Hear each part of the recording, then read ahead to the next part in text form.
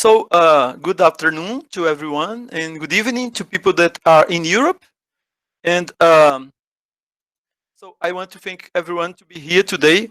We are going to start another presentation in our LADES GIMSCOP Control seminars.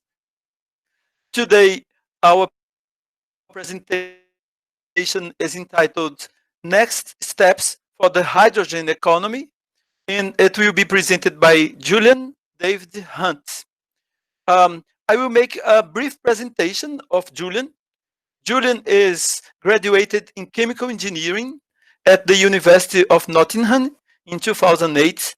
He holds a PhD in energy planning by the University of Oxford in 2013. He has spent the latest years as a postdoctoral researcher at the program, also at the International Institute for Applied System and Energy Storage Solutions. He is presently a visiting professor in the postgraduate program in mechanical engineering at URGS. He is going to present this talk that is a wide international interest in the hydrogen economy. So we are very honored and pleasured. Thank you very much, Julian, to present your talk to us. Julian, you have about 45 to 50 minutes, and in the following, we will have the comments and questions session of this talk, okay? So, Julian, thank you very much again, and you can thank you so start your much, presentation. Mauricio, for your kind presentation. Can you all hear me well? Yes, we can. Yes. Thanks. Yeah, so today I'm going to present a little bit of my experience with the hydrogen economy, which has been gaining much attention in the last few months, mainly after the COVID pandemic. So I'm going to talk a little bit about the collaboration between URGS and IASA, which is which regards with my visiting professor position. I'll go talk about the work that IASA implements, about the oil and gas industry being threatened by batteries, hydrogen versus battery cars, hydrogen production pathways, world hydrogen experience, and a proposal for Brazilian exportation of hydrogen. So this is the grant that I applied with this print, URGS. The idea of this scholarship, this grant, is to increase the collaboration between URGS and IASA. And yes, so I'm a professor, visiting professor for a year. I'm going to lecture lessons on energy storage for PROMEC in the current month. This is the description that PROMEC asked for the print URGS application, and they mentioned energy storage like 4 times. So I got the message, and I'm gonna teach energy storage. Of course, hydrogen is I only have 40 minutes to talk, so I'm gonna talk about hydrogen, which gained a lot of attention lately. So IASA is a international institute in Austria. It's in Luxembourg. It's 40 minutes from Vienna. You can go by train in 40 minutes. Very nice, comfortable train, cheap also because subsidized by the government.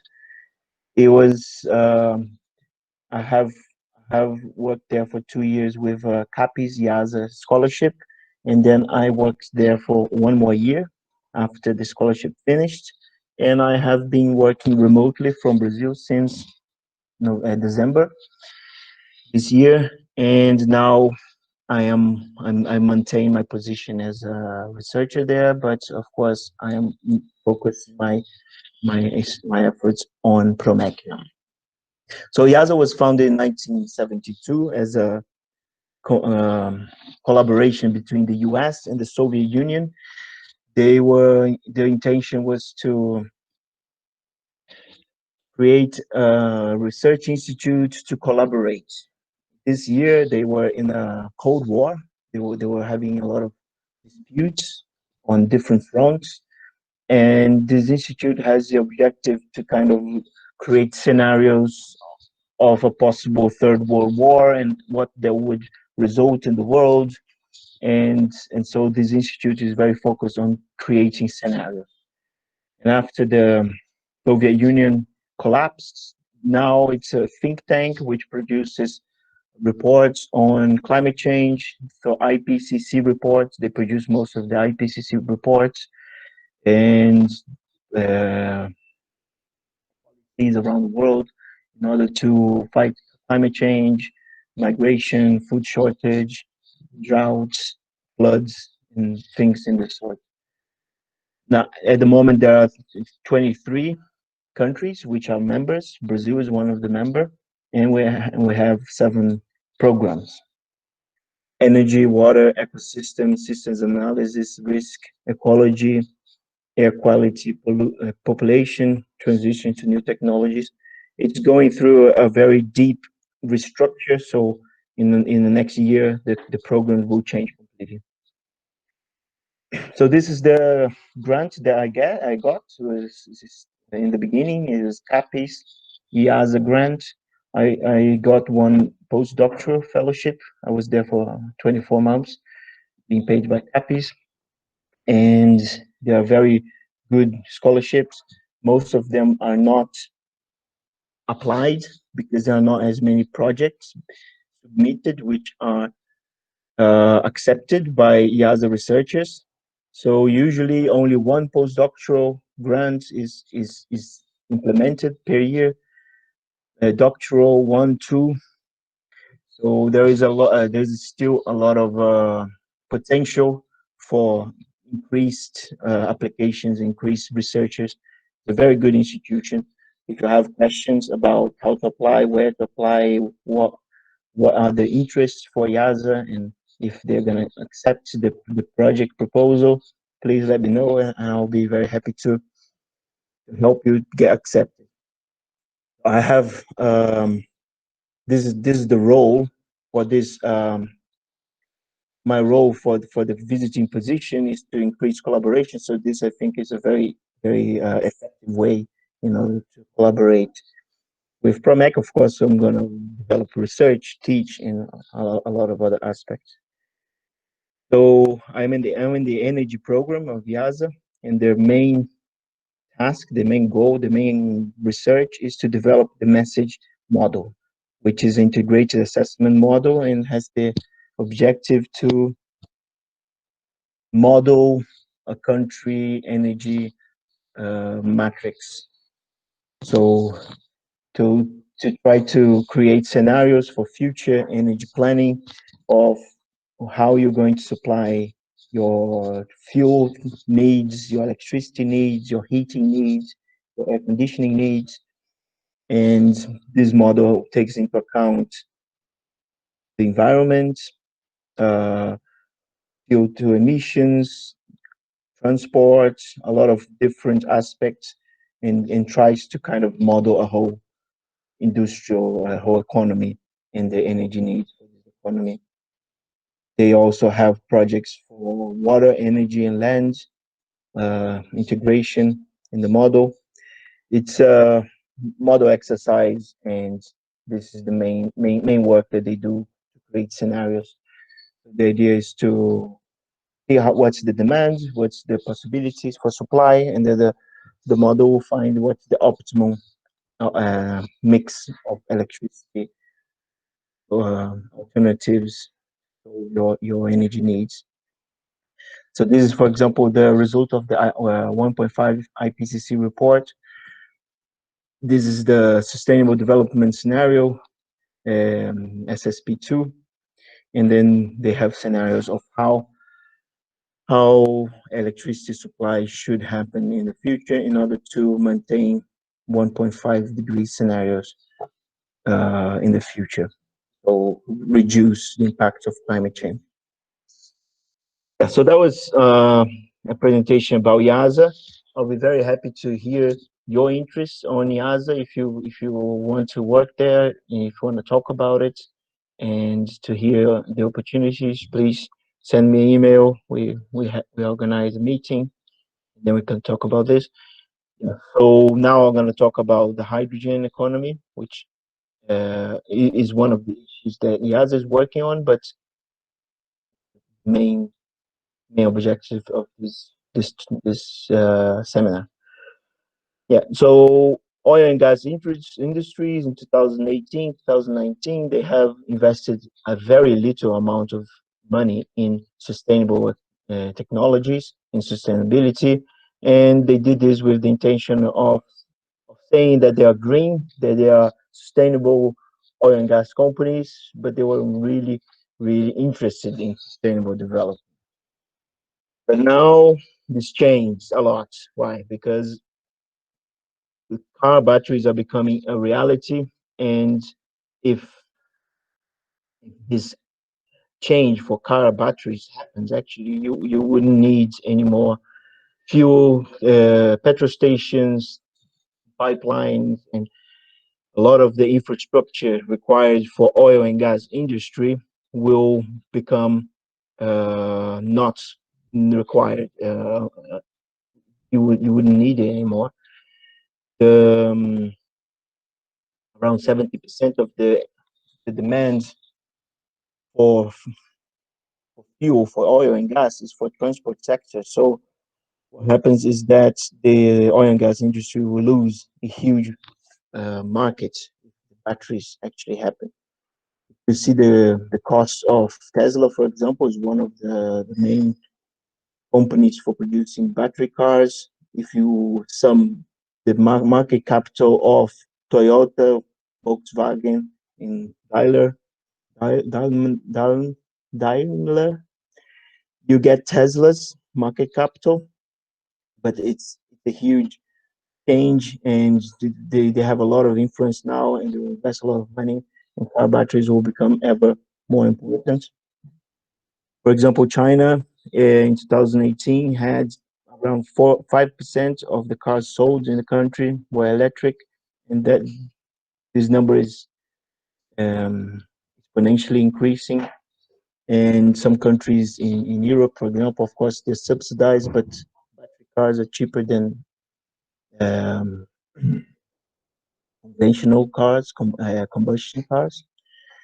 As you can see, if you have a battery car, you don't need a fuel station, you don't need most of the infrastructure from the oil and gas industry. You just have a plug in and then charge the car in your house or at your work. And that's going to have a huge impact in the oil and gas industry. On the other hand, if you have hydrogen, you still need pipelines, storage tanks, refineries, petrol stations, and a lot of infrastructure that we have today. And I'm just going to jump this. So I'll go back. So what happens that the oil and gas industry realize it, that this is actually happening, and that they should invest a lot in hydrogen. So this is why I want to talk about the oil and gas industry. The problem is that previously the sustainable companies had to invest in petrol stations because the oil and gas industry weren't interested to sell hydrogen. But now they're starting to realize that it's the only way that they can compete with battery cars, because the world is going sustainable, and hydrogen is a sustainable alternative which can use their infrastructure. So from 2019 to 2020, hydrogen investment increased 108%, which is higher than any other investments that they are doing in sustainable energy.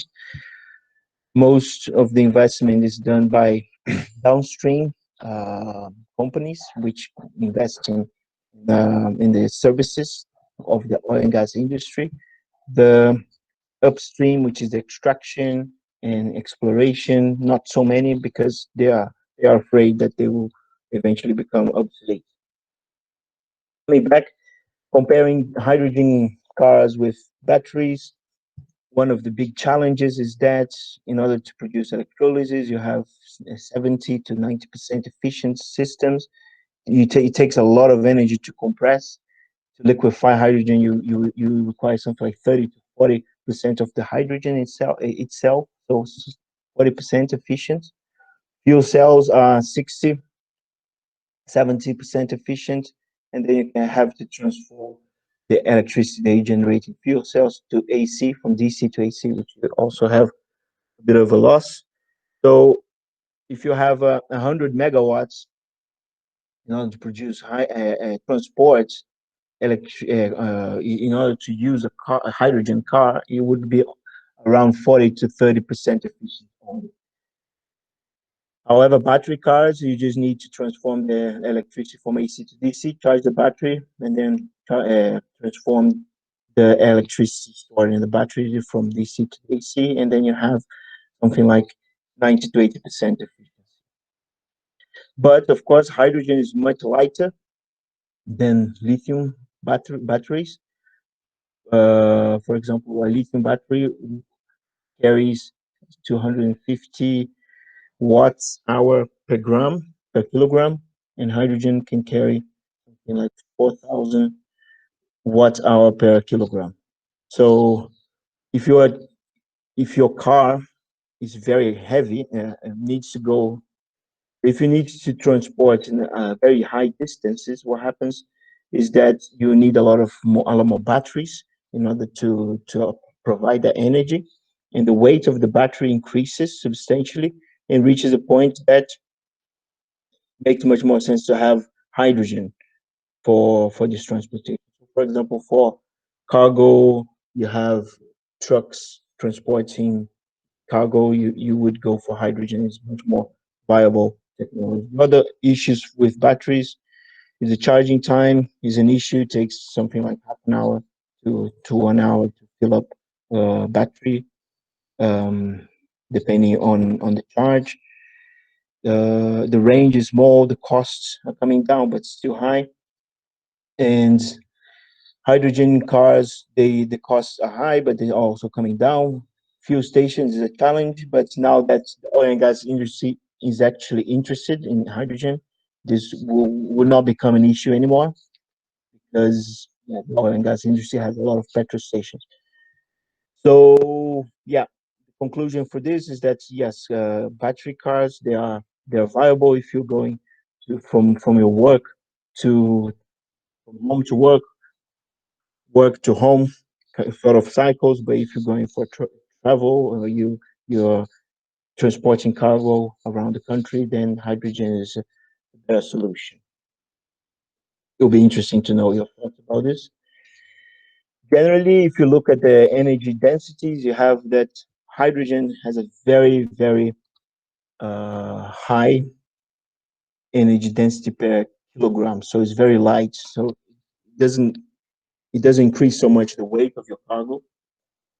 Is much higher than batteries, for example. It's higher than diesel, gasoline, liquefied natural gas, or GNV, which is what we use in Brazil. It's a gás natural veicular. I don't know how to say in English. Sorry. Um, yeah. So hydrogen is interesting, for example, for shipping things in the sea, maritime transport.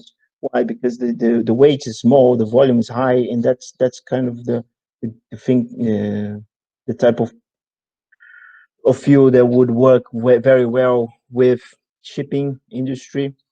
Airplanes, of course, because you don't want the weight of the fuel to be very high, because it takes a lot of energy to lift cargo with airplanes. So a light fuel would be very convenient.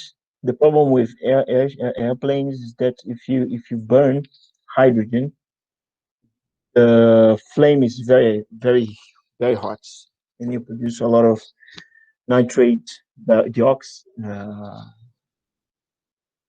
NO2, and NOx. Right? So these pollutants, which can cause acid rain, and it's a bit of an issue. There's a lot of research going on. You can transport some of liquid oxygen also, like to to provide thrust like a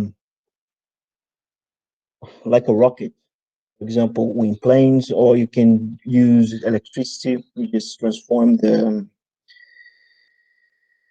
hydrogen into water with a fuel cell. But then the problem is that you need propellers, and these propellers, they can't reach very high altitudes because the air becomes very thin, and it's difficult to use propellers at high altitudes.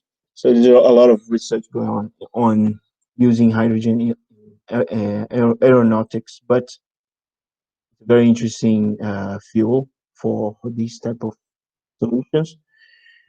I have actually published a paper recently, given that hydrogen is so light, the idea is to just put it in balloons and and let the jet stream to push the hydrogen filled balloons in order to transport the hydrogen, right? And the jet stream reaches velocities up to 160 kilometers per hour. The maximum speeds are something like 400 kilometers per hour. Average speed 160 kilometers per hour, and they usually happen in these sections. For example, you can transport from Santiago, Porto Alegre, Buenos Aires, to Cape Town, Perth, and Sydney around the southern hemisphere. In the upper hemisphere, you can transport from Los Angeles, Washington, Lisbon, Cairo, Islamabad, Beijing, and Tokyo with high speeds.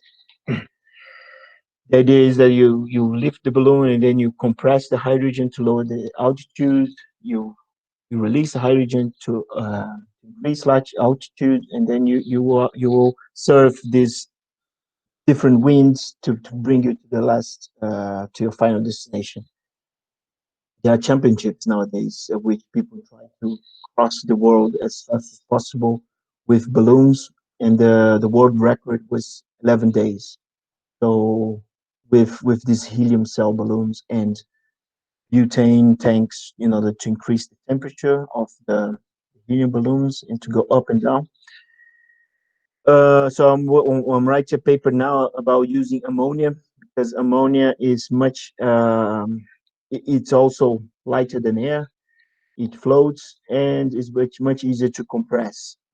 At something like 70 degrees at stratospheric pressure, it liquefies. So it would reach the stratosphere. It would not go further than that because the ammonia in the balloons will melt and then reduce the amount of gas in the balloons, and then will reach equilibrium. And then in order to liquefy and bring it down, when you have to bring it down, you need much less energy, and it seems to be a better option. So this is one of the research I'm doing at the moment. Um, yeah, so oil and gas industry, the oil and gas industry realizes this, and they're doing a lot of investments in hydrogen production, green hydrogen production, blue hydrogen production, and I'm going to talk about hydrogen production now. Hydrogen consumption around the world, just before I start talking about hydrogen production, is on ammonia production. It's refining. So refineries, they produce plastics and chemical reactions, and other, probably the food industry. It doesn't tell me exactly where it goes. And then you have the mixtures, which is the same gas. Same gas, you also produce hydrogen. You can produce methanol with that, and other produce products. And with pure hydrogen, you have a consumption of up to 70 million tons of hydrogen per year. A substantial amount.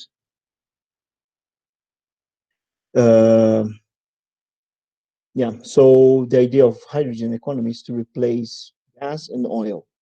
Gas it's mostly used for heating, industry, power, and hydrogen can change that. Of course, each service we need to have a different technology in order for this to be possible. Oil also transport, cars, um, plane, ships, as I mentioned, petrochemistry, petroleum, chemical, and other industries. Yeah, this one will probably more difficult because you can't produce plastic with hydrogen. You might want to go in a direction of biorefineries. So this will be very challenging to change. Buildings and power. Yeah, you can use hydrogen to generate electricity with fuel cells. Um, what else do we have here? Talk about. Yeah. Yeah, so the production of hydrogen, you can produce green hydrogen, which uses electricity generated from renewable sources and nuclear power, which low CO2 emissions. There is the production with natural gas and coal. Natural gas, you use steam methane reforming, and then you have the gray hydrogen. Coal, you gasify coal, you produce syngas, which is called the brown hydrogen.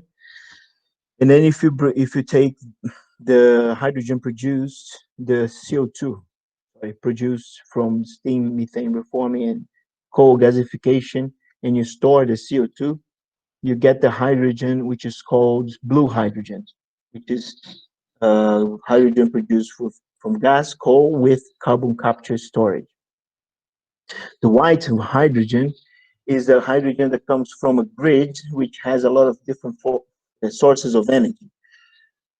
White is a mixture of all the colors, and then if you have a mixture of all the sources of energy, then you have white hydrogen, as shown in this figure.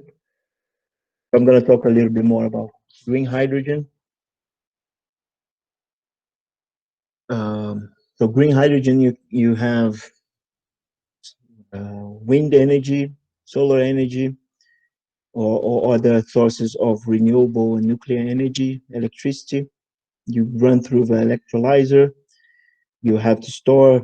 You have a lot of other sources that you can have. You can import the green hydrogen, and then you build your economy with green hydrogen. Green hydrogen that can be used for aviation and industry. So basically, green hydrogen, you get electricity, you run through an electrolyzer, you produce hydrogen and oxygen. The oxygen, you probably dispose of the oxygen if you don't have an industry that can buy the oxygen that you produce. You store the hydrogen, pressurized tanks. You can import, export, or use for your own energy. The blue hydrogen, you extract oil, gas, or probably even biomass. And then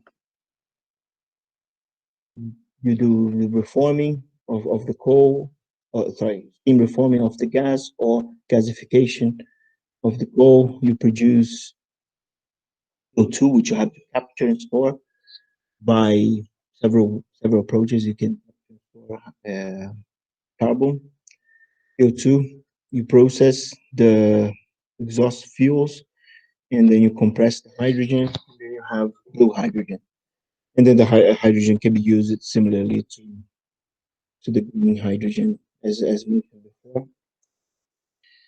And there is a big push on having blue hydrogen investments in the coming years in order to make this hydrogen economy viable.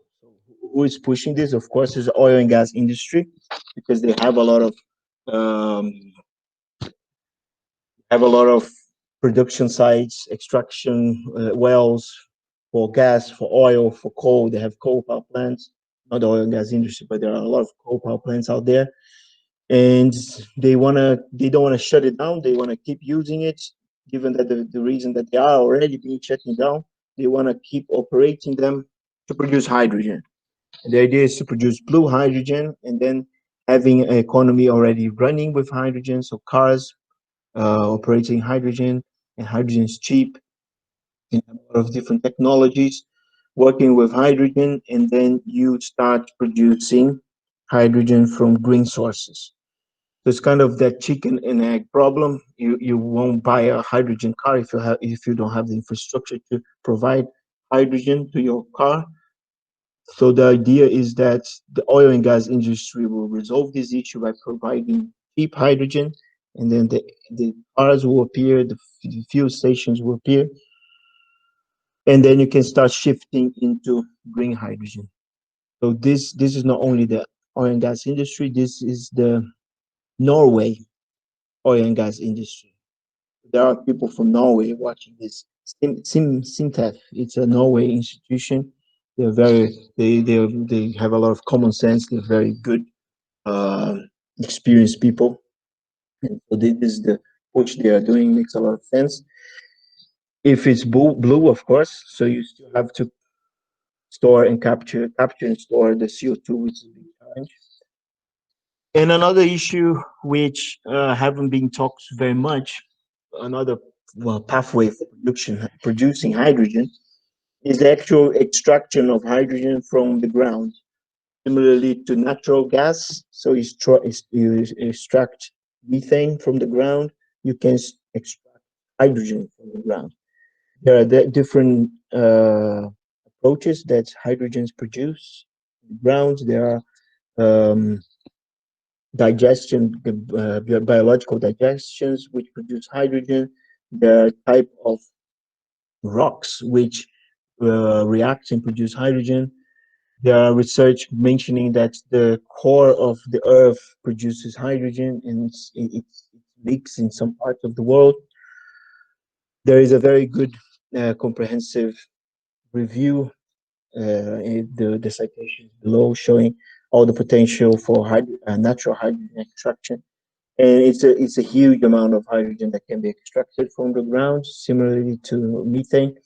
There, at the moment, there are, of course, much less reservoirs, methane, hydrogen reservoirs found today because the industry, oil and gas industry, haven't been looking for hydrogen. At least they don't publish the hydrogen sources that they find. But is a possible alternative to produce hydrogen, similarly to natural gas. In Brazil, Engie is a European company, an energy company. They're already investing in looking for hydrogen production, hydrogen extraction in Brazil, and they started looking in these ferry circles. It's locations where you naturally don't have tree covers, and the one of the reason might be because there is a large leakage of hydrogen, which can possibly affect the plant and kill the plant. So these fairy circles, they have a very high production of hydrogen. It leaks to the atmosphere. They have a very detailed study on how the hydrogen leaks, and for some reason the leakage happens during the day when the temperature is high. Maybe because the the water that is created or value at night might dissolve the hydrogen, or the production of hydrogen increases with temperature. They couldn't really explain or give a reason, but yeah, if you wanna develop patents of how to extract hydrogen, you can maybe put something like a glass around this area, and with an inclination so that the hydrogen goes up, and easy to separate hydrogen because it's much lighter than oxygen, so it will go to the top of your vessel, and then you like separate. And yeah, it's a new industry. There's a lot of possible papers, alternative patents to do, and not many people are talking about natural hydrogen, but it has huge potential in Brazil and around the world. Talk about the experience of hydrogen around the world.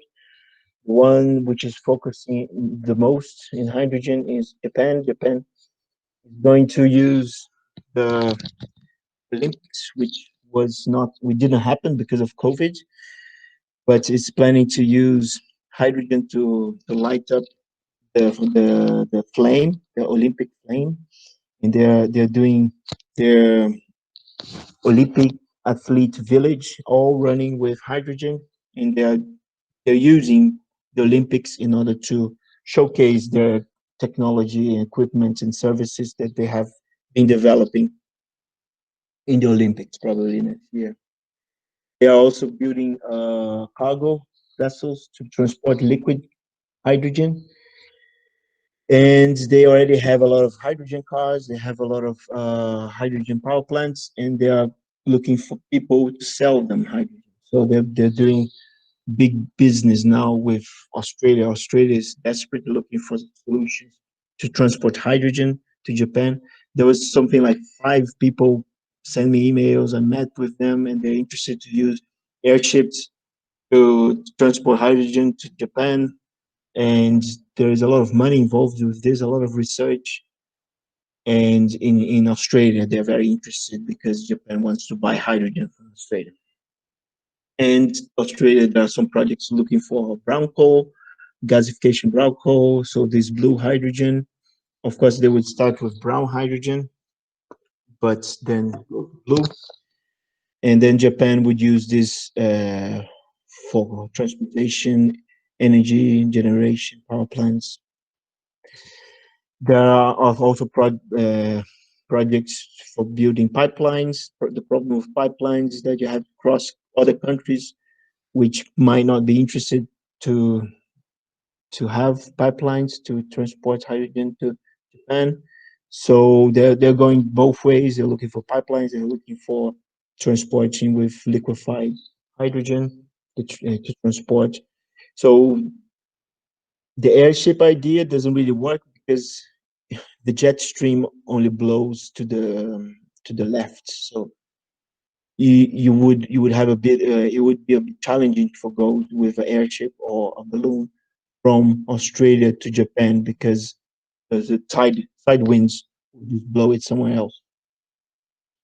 So I told them that is not the best solution for shipping hydrogen from Australia to Japan. Another option is to use toluene and react. So toluene, you have you you add hydrogen to toluene, you produce methyl cyclohexane, and then you transport these to whatever you want to use the hydrogen, and then you remove the hydrogen from methyl cyclohexane, and then you produce back toluene. So then you create a cycle where you can transport this hydrogen with less energy consumption. Is less energy consumption in this chemical reaction because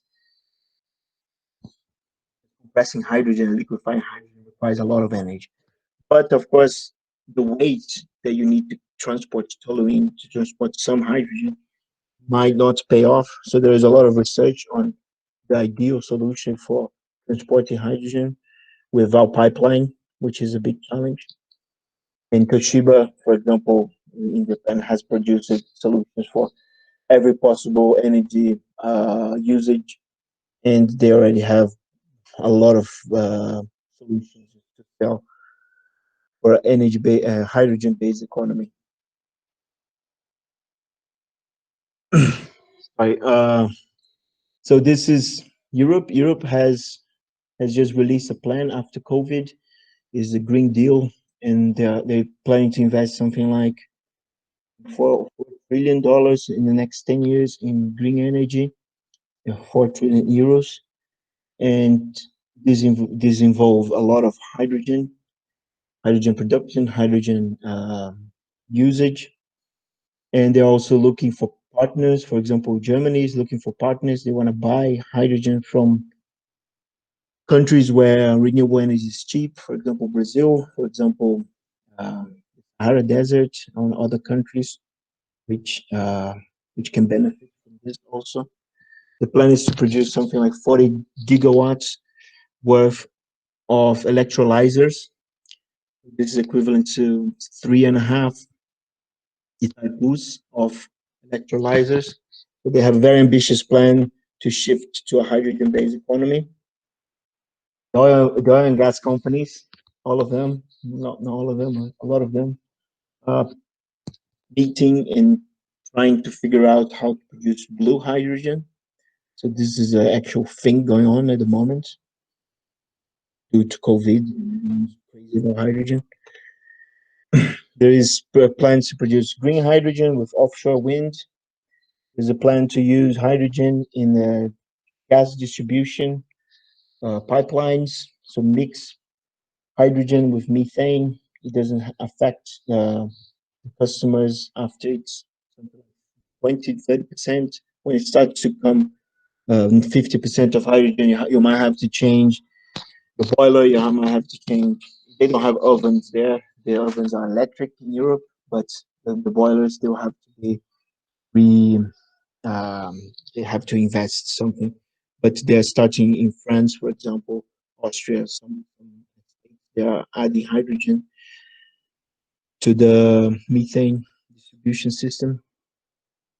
US has had a lot of experience with hydrogen cars, but the number of hydrogen stations fall, and then the customers get really sad, fed up because they don't have hydrogen to fill up their tanks, and then well, the maximum hydrogen filling station reached it at 2009, and then reduced, and then they're probably gonna pick up again now, renewed interest in hydrogen. There is also a company called Nikola, which is a competitor for Tesla. The idea is Nikola Tesla. It's an electric vehicle, of course, because you need a fuel cell to produce electricity from hydrogen, and then with this electricity you run the truck. But it's not a battery, so it's not 100% electric. It's hydrogen electric, and yeah, they're gaining a lot of capital, and they're growing very fast. They're making a partnership with Toyota, I think, and they're growing really fast. So it's a company to look at in the future. US is starting to build their new gas power plants with hydrogen ready to bind. So they're planning to start using hydrogen in 2030, but they are building the plant now. So they're building a plant which can run either with natural gas or hydrogen, and in order to plan for the future. So that's already happening. China has a lot of investment in demand, supply of hydrogen. They're putting a lot of investment in hydrogen also. They plan to expand the fleet for hydrogen cars substantially in the future. Of course, if China has 1 billion people, so whichever percentage that they have of increase in hydrogen, that means a lot to the rest of the world. Filling stations around the world, you have California, some in the US, you have a lot of them in Europe, which already have experience with hydrogen, Japan, and some in China in 2019. So this was the world experience with hydrogen. I'm going to talk a little bit of Brazilian experience with hydrogen. Um, so starting to talk about that, I want to talk about the cost of electricity in Brazil. It turns out that Brazil has the cheapest electricity generation in the world, which is onshore wind. So the electricity generated from wind in northeast Brazil is the cheapest electricity source in the world today. And there are predictions saying that the offshore wind in Brazil is even cheaper than onshore wind in Brazil. So it will probably continue being the cheapest renewable energy is Brazil. So we're very lucky with the renewables potential that we have in Brazil.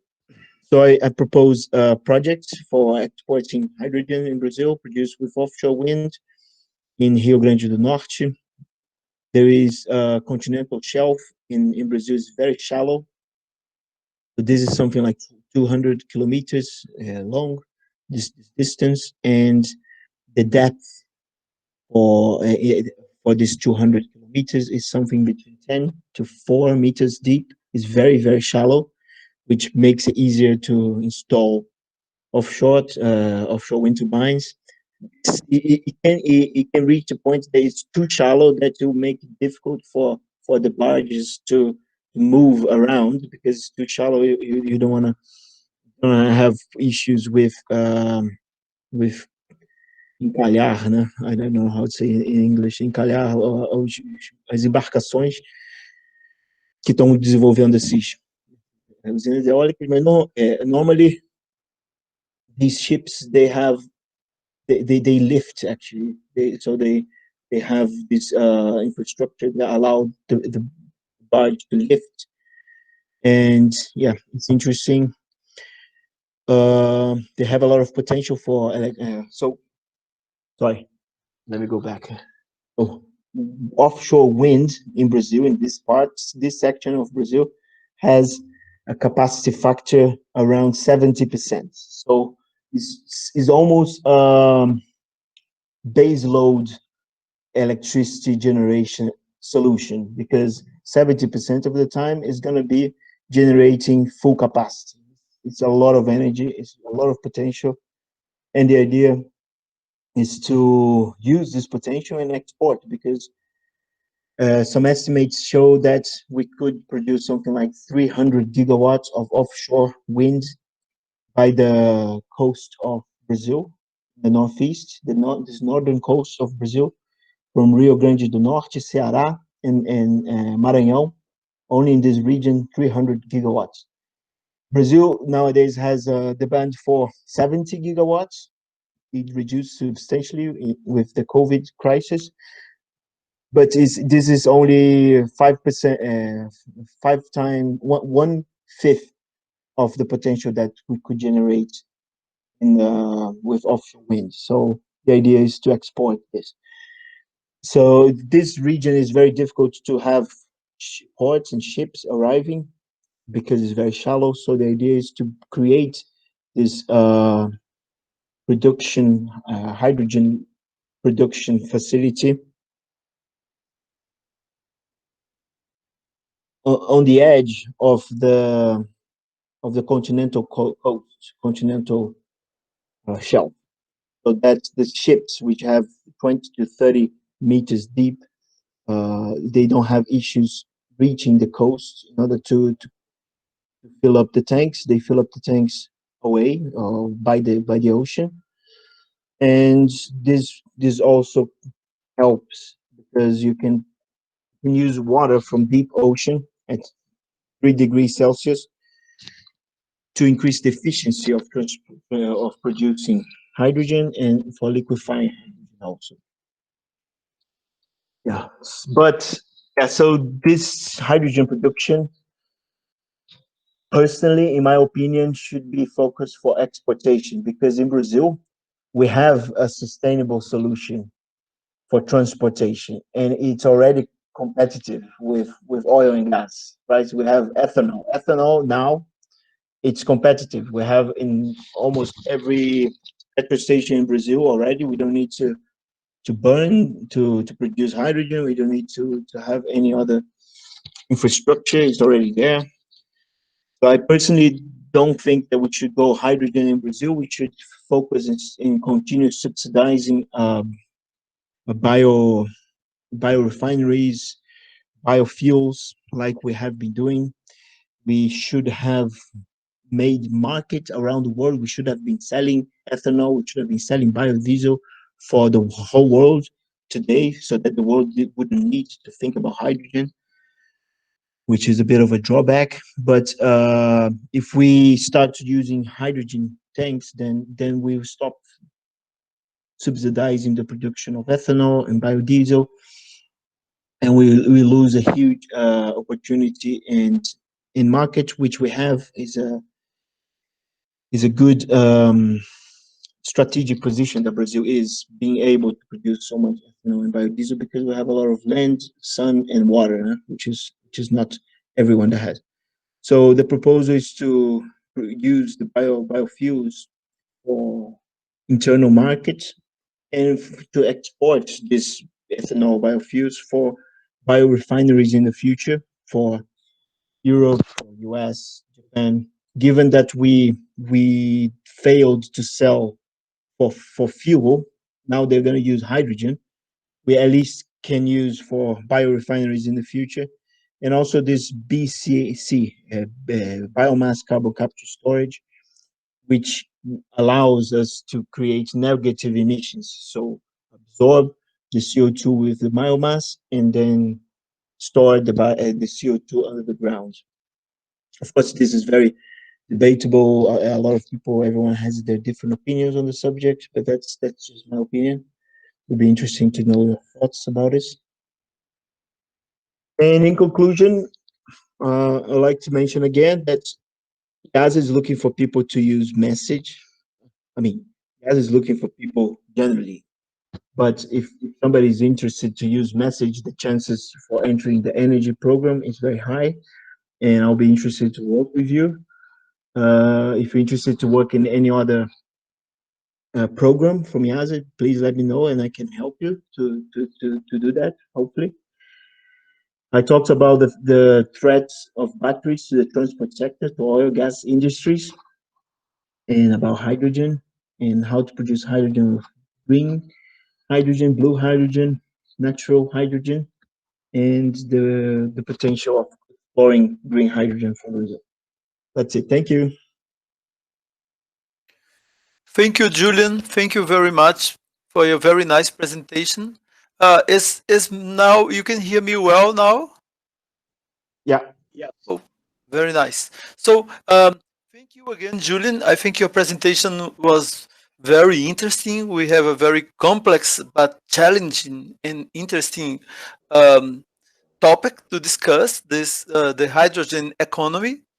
And at the same time, you have such a peculiar experience because I know that you know Escola de Química and also you know copy, and you have your undergraduate and graduate studies in England and also your experience in IASA. So I think that the students could take the opportunity to learn from you all this experience as a student and as a researcher and a professional. It would be very nice. And in order to help, because I know that there are many undergraduate and graduate chemical engineering students here, and I have checked the audience.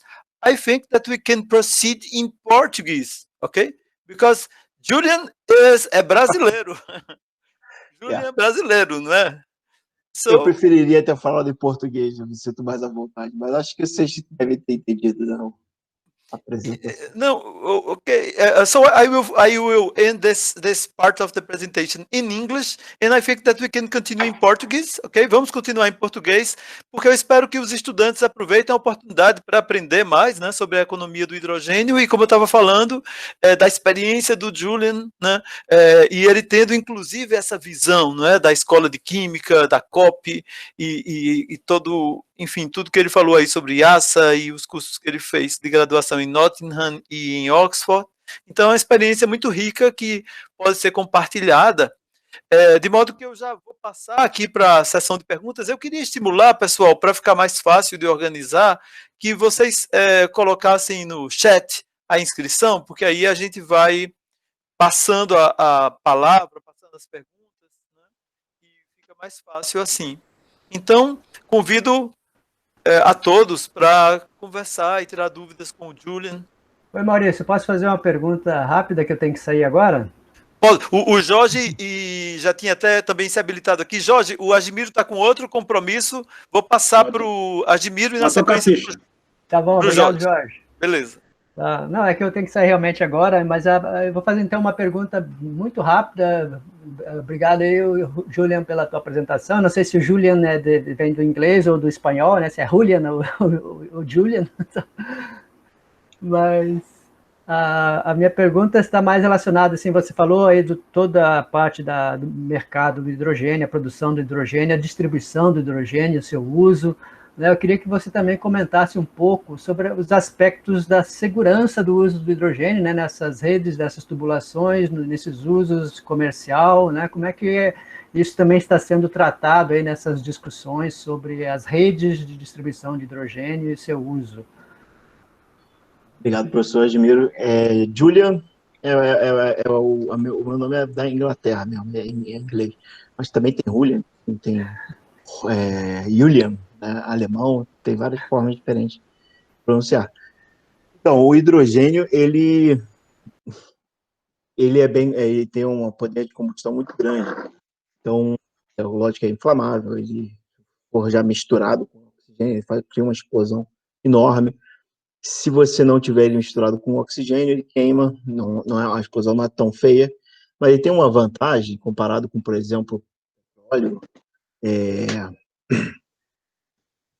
aquele petróleo com outros tipos de combustível, que ele sobe, né? Então, você queima, ele não vai, por exemplo, um cargueiro quebra, vaza óleo, e o óleo vai ficar parado lá, talvez algumas semanas, um mês, para você limpar, é um trabalho enorme. O hidrogênio é extremamente leve, né? Então, se você ele vaza, ele vai subir muito rápido.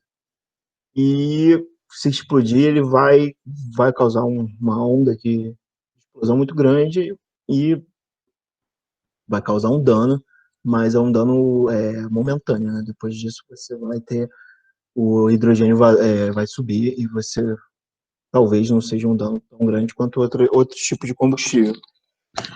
Na questão de você usar a infraestrutura já existente, você consegue utilizar por um tempo. Lógico que você vai diminuir a quantidade de anos que você vai poder usar a infraestrutura, que o hidrogênio causa corrosão, um nome particular para o tipo de corrosão que ele causa, mas esqueci o nome agora. E até o próprio vazamento dele, né, pela difusão através das paredes dos tubos, né, que é uma propriedade aí do hidrogênio bastante forte, né?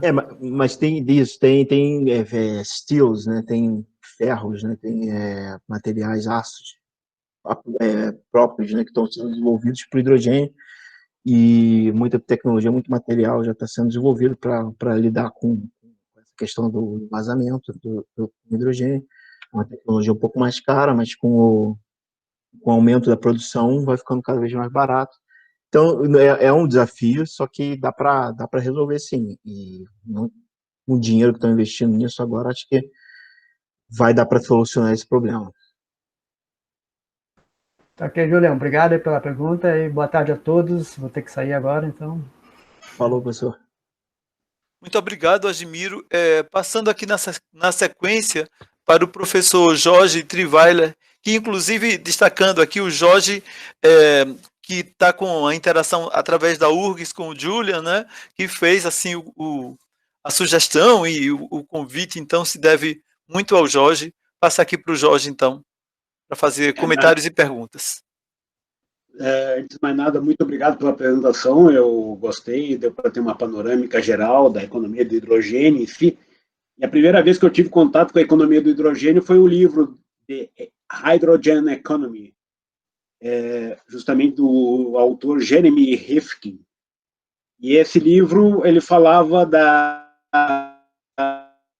do poder de centralização decorrente do hidrogênio, e que isso ia quebrar paradigmas, essa descentralização. Mas passava fortemente pelas células de combustão, as células de hidrogênio. E por trás de tudo que tu apresentaste, praticamente tinha célula de hidrogênio embutida. Mas tu falaste pouco da célula de hidrogênio, e eu gostaria de saber se tu poderia nos dar uma atualização em relação ao estado da arte das células de hidrogênio, porque era para ser a solução do problema, mas hoje não sei se elas já aumentaram a eficiência, se elas têm que trabalhar em temperaturas elevadas, o que evoluiu nessa parte, porque por trás de toda a economia do hidrogênio está por trás disso as células de hidrogênio. E aí eu também te faço uma segunda pergunta, que é a relativa ao etanol. No final do século passado, se queria utilizar o etanol como fonte de hidrogênio nos carros. Aí se faria a reforma dentro do próprio carro e era para se chegar a um rendimento superior, ou seja, 1 litro de etanol permitiria que o carro andasse 40 quilômetros. fazendo essa conversão, e não um carro a combustão, mas um carro movido a etanol, mas o etanol como fornecedor de hidrogênio. Isso é um trabalho da Universidade de Campinas, e eu não sei até que ponto isso evoluiu, não sei se tu pode nos dizer alguma coisa a esse respeito. E a minha terceira questão é relativa à produção de hidrogênio com microalgas, biomassa, mas micro-organismos produzindo hidrogênio e não transformando quimicamente a biomassa em hidrogênio. Qualquer um desses pontos que tu quiser conversar, fica à vontade e explorar. Achei, começar com a célula de hidrogênio. Realmente, célula de hidrogênio tem que ter, porque você já tem uma eficiência muito baixa, né, para você produzir o hidrogênio, para você armazenar, para você conseguir transportar e usar o hidrogênio. Então, se você tivesse que queimar o hidrogênio, teria uma conversão aí de 50%, 40%, 50% de eficiência. Não faz sentido, né? Faz sentido se você tiver a célula de hidrogênio.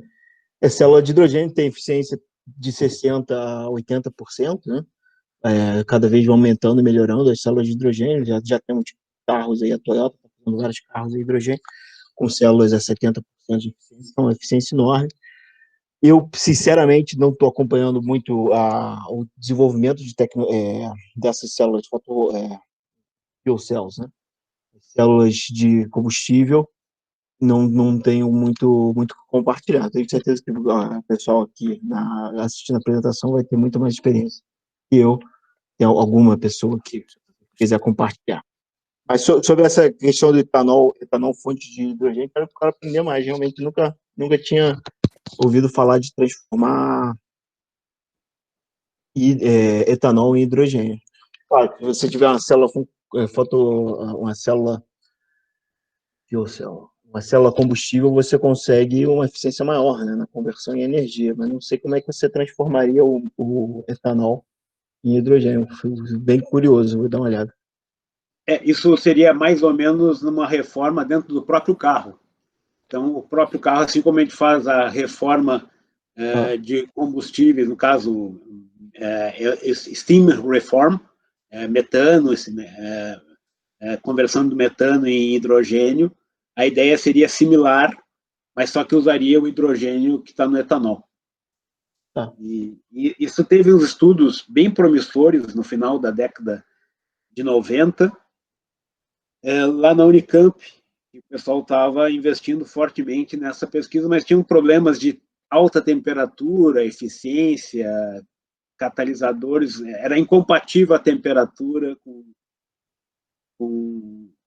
o sistema, e aí eu acho que meio que parou. Mas era uma promessa de chegar a 40 quilômetros com litro de etanol. A questão de alga, você consegue fazer a biodigestão de matéria orgânica, dependendo da bactéria que você tem, você produz hidrogênio. Tem alguns que produzem menos, 2%, 4%. Você pode fazer uma fermentação, né? Biodegradação anaeróbica, que você consiga uma produção maior de hidrogênio. Você estava falando de alga, né? A alga produz hidrogênio, também nunca ouvi falar de alga produzindo hidrogênio, não. Poderia me ensinar essa tecnologia? Não conheço. Eu conheço a questão da biodegradação produz hidrogênio, mas alga produzindo hidrogênio, não conheço. Eu acho que a produção era muito baixa. Quando eu estive em Aachen, eles tinham um estudo com microalgas para a produção de hidrogênio. Ele ficava no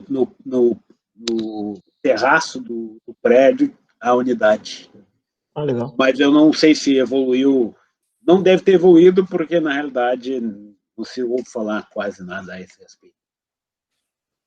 Mas voltando o pessoal a querer usar hidrogênio, pode ser uma opção interessante de ser explorada. Vou dar uma olhada, sim. Obrigado pela sugestão. Não sei se teria mais alguém para perguntar mais alguma coisa. Temos sim. Eu vou passar aqui na sequência agora para o professor Raja Gopal, da Escola de Química. Boa tarde, Julian. Posso falar em português mesmo? Português.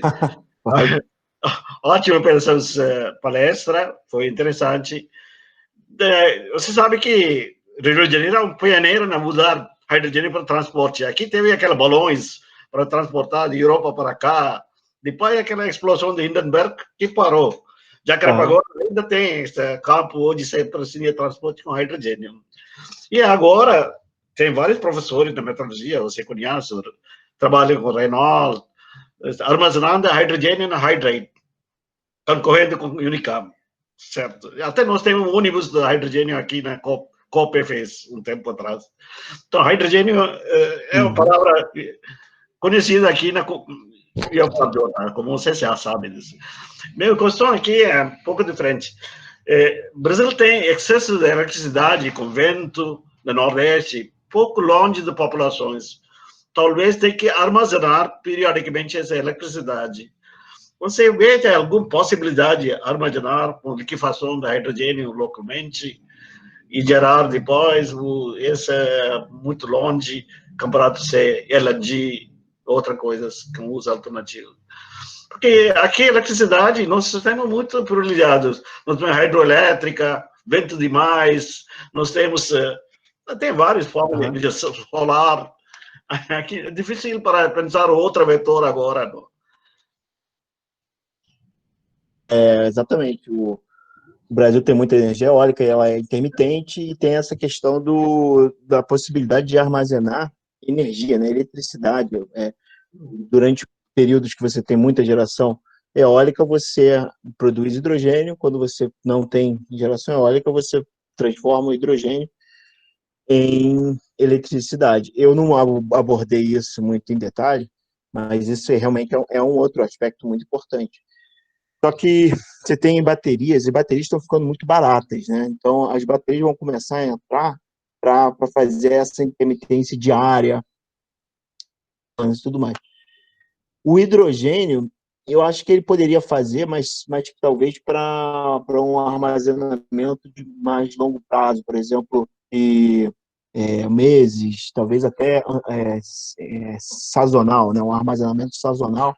Você faz uns tanques de hidrogênio comprimido, não pode ser hidrogênio líquido, porque ele vai evaporar, né, eventualmente.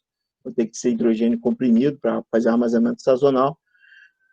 E também tem essa possibilidade de você produzir o hidrogênio quando você tem o vento. Quando não tem o vento, você deixa de produzir.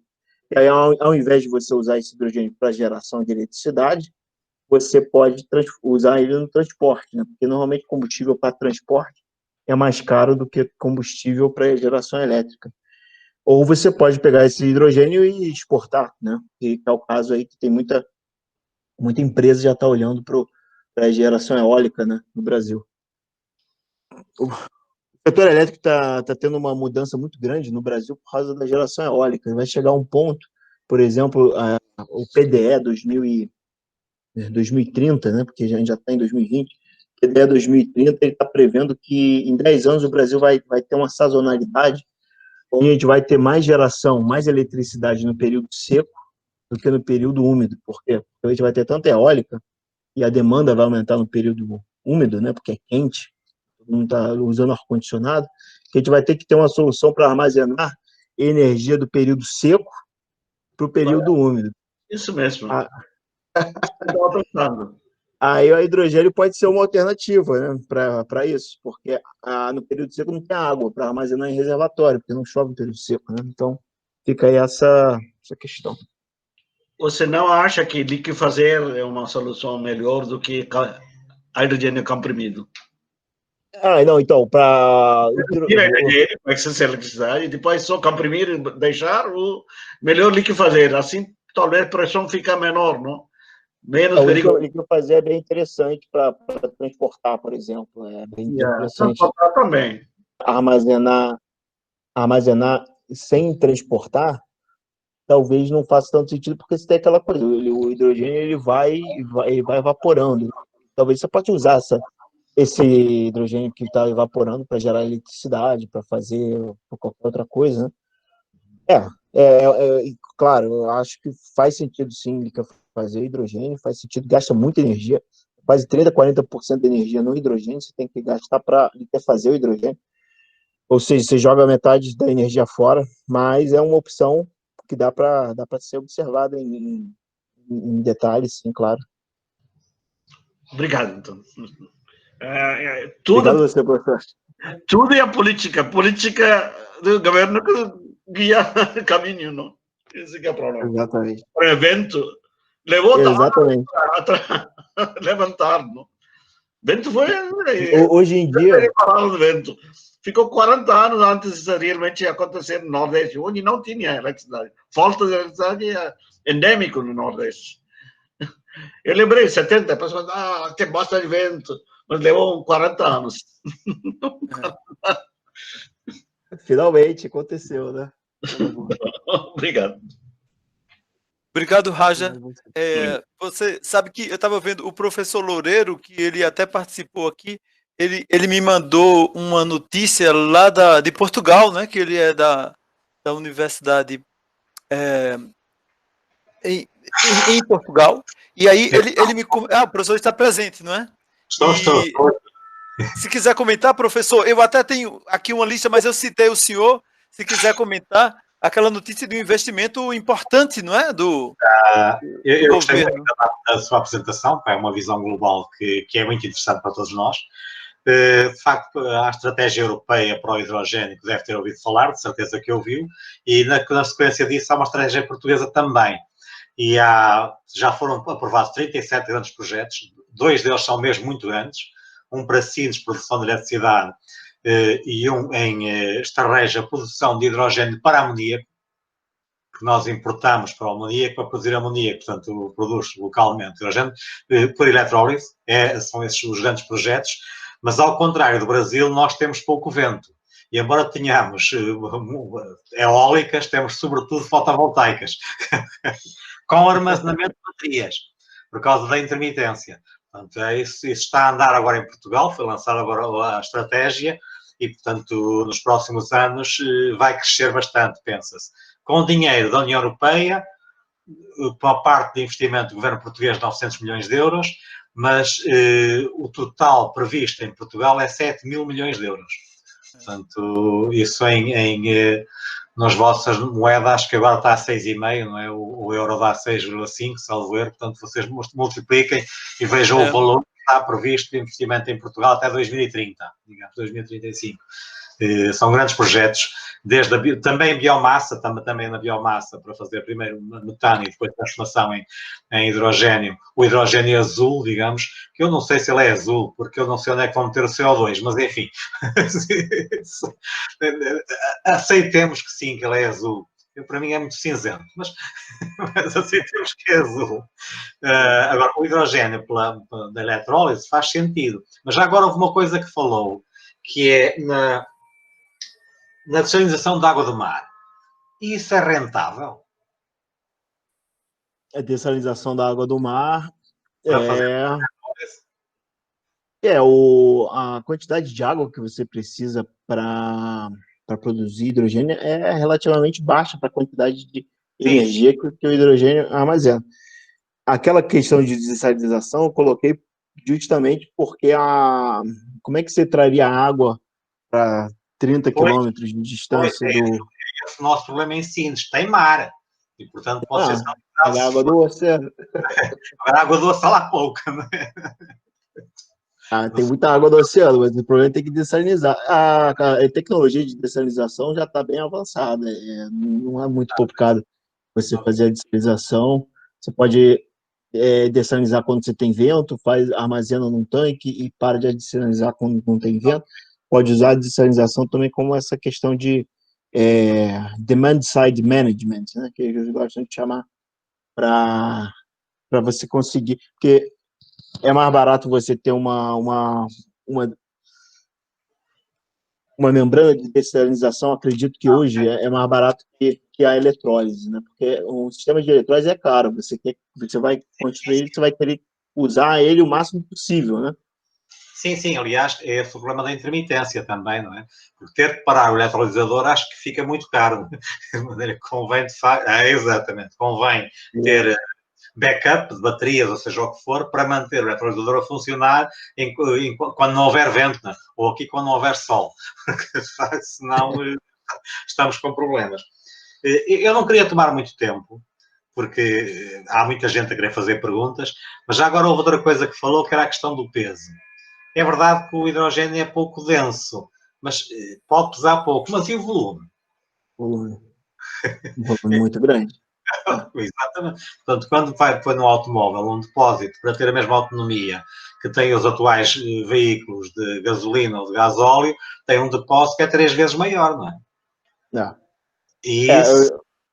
Se eu tiver um carro a gás, por exemplo, se você for se transformar em hidrogênio, o kit de gás que você coloca, ele ocupa metade da mala, né? O hidrogênio ia ocupar a mala toda e ele não ia... Pronto, enfim, são questões que vão ter que ser resolvidas, porque uma coisa interessante que eu tenho lido e descobri é que a evolução da energia gasta pelo homem tem sido sempre na direção da diminuição da razão carbono para hidrogênio. Desde a madeira, carvão, petróleo, butano e agora metano, portanto, com a reforma por vapor e por hidrogênio, o hidrogênio azul, eventualmente. Portanto, isto está sempre a diminuir o carbono para aumentar o hidrogênio. Portanto, provavelmente o fim vai ser mesmo hidrogênio, acabando com o carbono. Eu também acho. Acredito que não vai demorar tanto tempo, não vai demorar 40 anos para isso acontecer, não. Acho que talvez daqui não. a um pouco vai Talvez isso vai permitir que países como Portugal, que não têm petróleo nem nada, eventualmente possam produzir hidrogênio. Portanto, de facto, tornando-se ligeiramente independentes, pelo menos as grandes produtoras de petróleo. Pelo menos isso. E, portanto, outros países como nós vão provavelmente investir para tornarem-se menos dependentes da cadeia de petróleo, que é assim mesmo. Muito obrigado, sim. E muitos parabéns, pá. Okay? Obrigado a você, professor. Muito obrigado. Obrigado, professor. O professor Loureiro, da Universidade do Porto. É que eu citei, né, o professor. Muito obrigado. Eu vou passar agora para o Gustavo Caldas. Oi, Oi, Julian. Gustavo Caldas, não foi? Fui seu aluno também. Pois é. Opa, Gustavo. Oi, Julian. Tudo bom? Boa tarde. Parabéns pela apresentação. Acho que isso é um tópico assim, que sustenta bastante discussões, né, como a gente pôde ver hoje. Mas a minha pergunta é mais na questão da transição, né, econômica para a economia do hidrogênio. Queria que você comentasse se você acha que essa transição ela seria induzida mais pelas companhias de petróleo mesmo, ou se seria mais pelos policymakers. E também nesse sentido, mais recentemente a gente observou a queda, né, brusca do barril de petróleo. Deu um Google aqui, ainda está abaixo de $50. Se você acha que esse preço baixo do barril pode acabar atrasando, né, uma transição para uma economia com menos combustíveis fósseis. Obrigado. Opa, Gustavo, obrigado pela pergunta. Então, vou começando pela essa última comentário. O que acontece? A indústria de óleo e gás tem muito dinheiro, né? Eles não vão querer investir dinheiro numa coisa que não traz retorno, né? Então, para agora, nesse momento, eles vão gastar dinheiro no quê? Não tem hidrogênio, não tem indústria de hidrogênio. Vai gastar dinheiro numa coisa que vai trazer retorno bom. Se eles estão achando que o petróleo está barato, que não vai dar retorno no futuro, porque as pessoas não vão querer usar petróleo, eles não vão investir em petróleo. Eles vão investir no hidrogênio, por exemplo. Né? Então, tem essa questão de, tudo bem, está barato agora, mas talvez a questão de investimento, né, o pessoal vê daqui a 20, 30 anos quanto é que vai ser o preço do petróleo. A questão da economia, né, se faz sentido, se vale a pena investir em hidrogênio, não faz, né, vale muito mais a pena você usar metano, usar o petróleo do que você queimar o petróleo, queimar transformar em hidrogênio, gastar um monte de energia para você conseguir fazer a gestão desse hidrogênio, para você usar o hidrogênio. Então, não faz sentido econômico usar hidrogênio, faz muito mais sentido usar o metano ou o petróleo, mas A questão é você tem essa política, né? Políticas de redução de emissão de CO2, você tem pessoas que estão interessadas em desenvolvimento sustentável, você tem várias economias que são baseadas e fundamentadas no desenvolvimento tecnológico, por exemplo, a Europa, Estados Unidos, Japão, que não tem recursos, então eles têm que desenvolver tecnologias novas para países que têm recursos naturais comprarem essa tecnologia depois, né? Então, eles têm que desenvolver tecnologia. Então, o que acontece? Vai desenvolver tecnologia com a justificativa de ser uma tecnologia verde, que vai diminuir a emissão de CO2, e porque também, se não tiver de hidrogênio, a gente vai ter soluções com bateria, que com o setor elétrico não vai precisar nem de combustível, né? Então, eu acredito que a indústria de óleo e gás vai empurrar isso para frente, porque senão eles vão ter que decomissionar a infraestrutura deles nos Estados Unidos, em Europa, países onde tem regras estritas, né, que você tem que fazer decomissionamento das plantas, mas é muito caro, né, você tirar toda a infraestrutura que foi construída em 100 anos da indústria de óleo e gás. E eu acho que eles vão querer manter essa infraestrutura e, com isso, o hidrogênio é uma das soluções para entrar frente com as baterias no desenvolvimento sustentável aí. Não sei se eu respondi a pergunta, mas é uma pergunta bem complexa também. Não, respondeu sim, obrigado. Obrigado, Gustavo. O Carlos, da Petrobras, ele fez uns comentários. O Carlos, você quer passar esses comentários para a audiência em geral e para o Julian? Ele fez uns comentários no chat aqui. Eu tinha só comentado, ele comentou sobre corrosão por hidrogênio, né? Exato. Gás metálico, empolamento, que seria a definição, que o hidrogênio, por ser uma molécula muito pequena, vai penetrando, né, nos materiais e comprometendo a integridade mecânica. E aí, para até emendar uma pergunta em relação a isso, que seria justamente, tem alguma pesquisa, se tem se vislumbrado soluções para poder viabilizar manutenção da infraestrutura atual da indústria de óleo e gás para uma solução numa indústria de hidrogênio, movida a hidrogênio?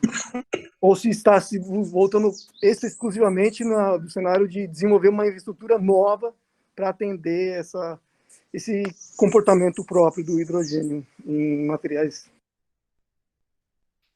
Opa, Carlos, obrigado pela pergunta. Obrigado pelo esclarecimento. Primeiro, empolamento, exatamente.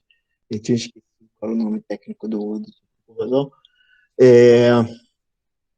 Em relação à mudança de infraestrutura, no momento tem muita pesquisa acontecendo em relação a utilizar a infraestrutura existente, e as pesquisas estão mostrando resultados bons lá na Europa, usando um sistema de distribuição de gás natural para transportar hidrogênio numa concentração de 10, aí muda para 15, 20, e vai aumentando, e não está tendo tanto problema. Provavelmente vai ter problema mais para frente, com eventualmente corrosão da tubulação, plástico, mas então, tem pesquisa nessa frente, também tem pesquisa em começar a construir infraestrutura de gás que seja adaptada, né, à infraestrutura de hidrogênio sem muita dificuldade. Ou seja, você investe hoje, por exemplo, nos Estados Unidos, você tem usinas de geração a metano que podem operar com hidrogênio. Claro que não é a forma mais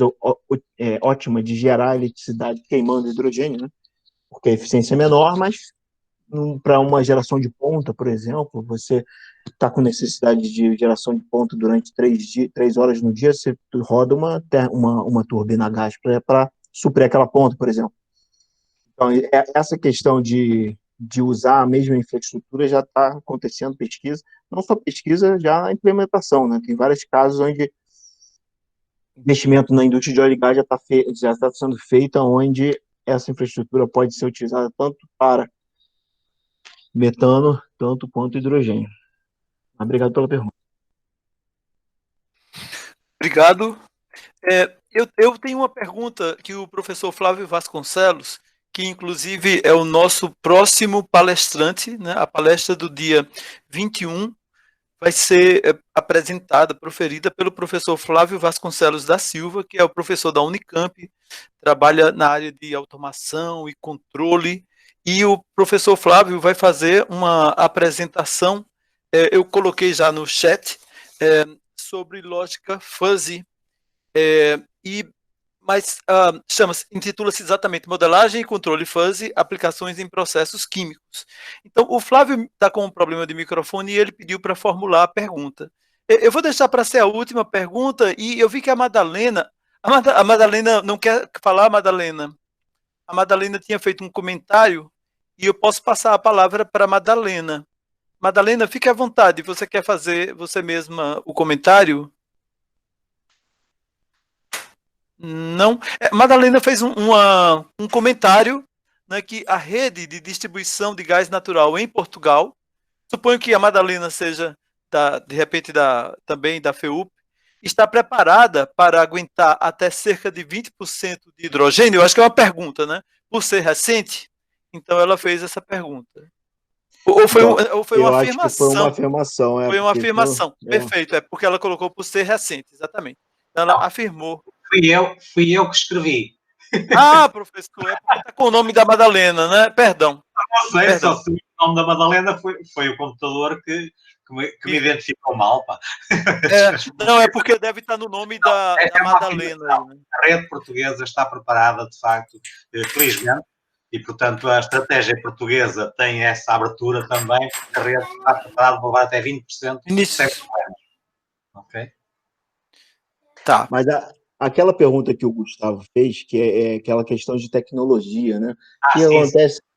A Europa, os Estados Unidos, quer vender tecnologia. O que acontece? A gente vai chegar a um ponto, provavelmente em 5, 10 anos, talvez não 5 anos, 10 anos, que a bateria vai ser mais barato que o carro a etanol. Então a gente vai ter etanol aqui atolado, produzindo, não vai nem conseguir dar vazão para o etanol. Por quê? Porque até já tem tanto dinheiro, vai botar tanto dinheiro em tecnologia, em produção, em indústria, para baixar o preço da bateria, que a bateria vai ficar mais barata. A gente não vai ter opção, vai ter que vender os recursos atrás para comprar o carro a bateria, porque a gente não vai ter capacidade de continuar mantendo o preço do carro a combustão baixo, sem uma indústria internacional para manter, né, o custo do carro a combustão baixo. E a gente vai ter que fazer isso. Ou o Brasil vai ter que investir muito dinheiro em políticas públicas para manter uma indústria de carro a etanol, né? Porque se transformar carro a gasolina para transformar em etanol, não tem tanta diferença, não é tão difícil. Mas um carro a bateria, comparado com um carro a etanol, é muita diferença. Então, a indústria, a cadeia industrial de desenvolvimento desses carros, a maioria dos equipamentos do motor já vem lá da Europa, né? Então, se eles pararem de fornecer, a gente vai ter que, de certa forma, alguma forma, produzir esse tipo de carro no Brasil. Minha apresentação. Vai ser uma complicação grande. Eu só queria mencionar isso aí para as pessoas ficarem atentos, né? Que se a gente quiser, né, ser um país soberano e tudo mais, ter poder usar nossos recursos de forma plena, que a gente decide qual é o recurso que usar e tudo mais, a gente tem que começar a gastar o nosso dinheiro para investir nas tecnologias que valorizam os nossos recursos. Por exemplo, o etanol. Desculpa a divagação. Julian, bem, eu tenho uma pergunta do professor Flávio, né? Como eu falei para você na hora que eu passei a pergunta anterior do professor Loureiro, esse seminário, né? A gente tem esse foco assim na área de PSE, essas ferramentas de automação, controle, otimização, e é claro que são desafios assim que, não é, a implementação efetivamente generalizada nas indústrias, né, da produção e o uso do hidrogênio. Isso vai ser realmente, vai impor vários desafios onde a gente vai usar essas ferramentas.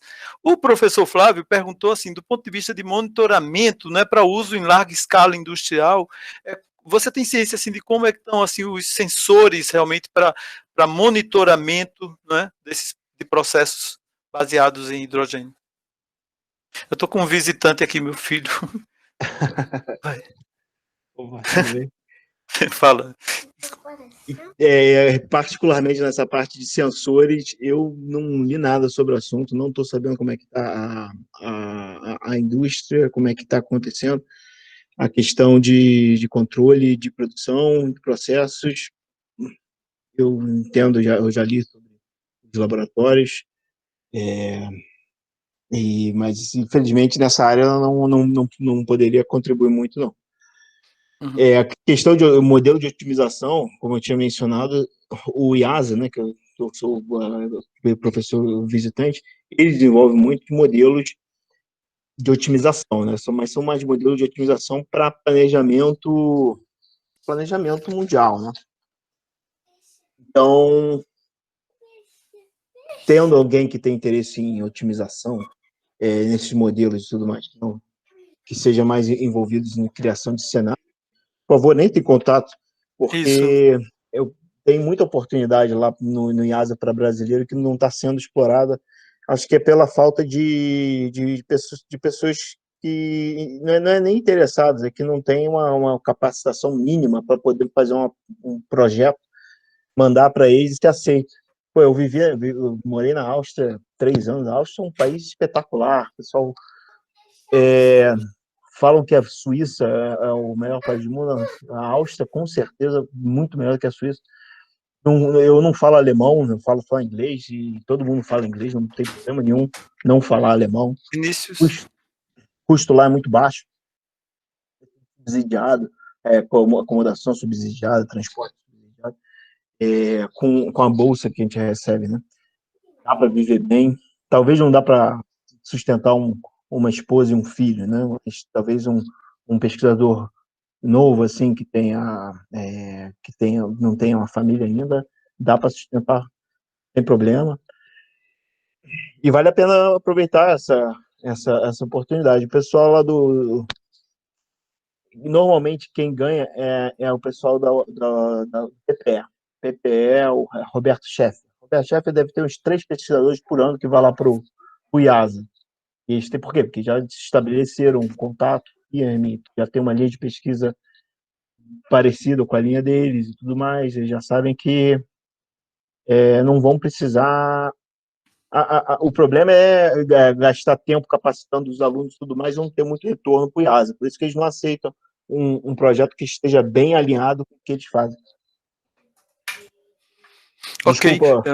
Não, mas o próprio professor Flávio comentou aqui, né, que no caso a própria tecnologia é nova, né, então essa questão, digamos, vem por último, né, a questão do monitoramento e tal, ela poderá ser resolvida depois, na etapa seguinte. O Jorge está aqui tendo um outro compromisso, a gente na verdade está encerrando, tá? Eu acho que é isso, o Jorge é também uma pessoa envolvida com otimização, controle, nós todos podemos conversar melhor depois com você.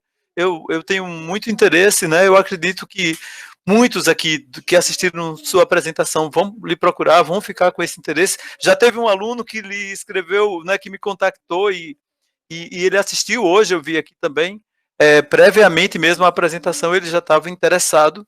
Então, olha, Julian, mais uma vez, muito obrigado pela apresentação, abriu muitas portas, assim, né, para discussões, assim, muitos interesses, tanto você vê a questão do Brasil, a questão de Portugal, né, e então, perfeito, muito obrigado por ter passado o e-mail, muito obrigado mais uma vez pela sua apresentação.